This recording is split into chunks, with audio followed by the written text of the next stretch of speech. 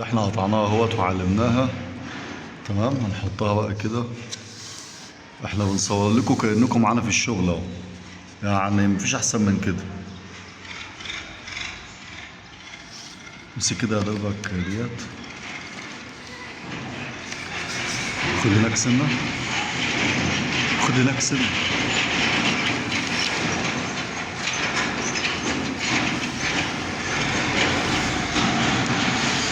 سيبها بقى، هات اللي بعدها.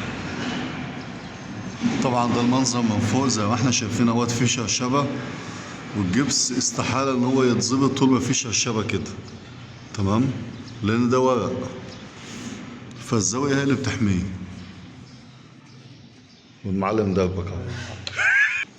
بعد كده بقى يا جماعة بنقوم معلمين من هنا ومن هنا عشان تطلع معانا زاوية 45. تمام، زي دي كده. امسك كده يا دربك اهو. هنيجي هنا ونروح ايه واخدين زاوية 45 اهي. تعلم كده تقوم طالعة معاك بالملي بالمسطرة. تمام اهي. نوقف كده. بعد كده طبعا هنيجي كده يا جماعة اهوت. المقص طبعا لازم يكون حامي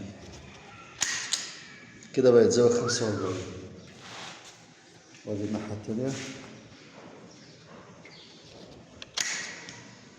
دي كانت فين يا دولة؟ نروح حاطينها كده.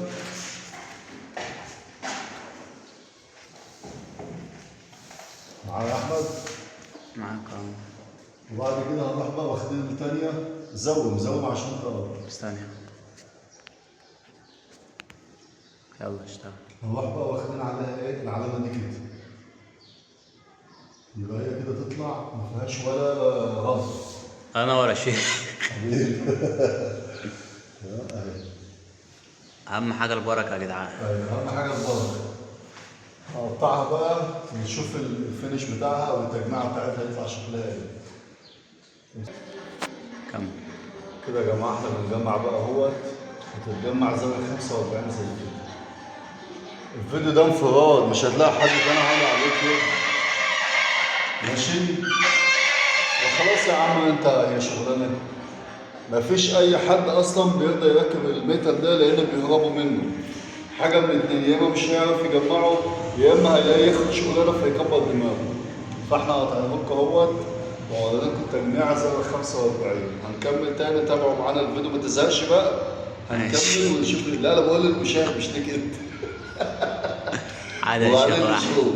ماشي؟ كده ماشي. ديت دبك.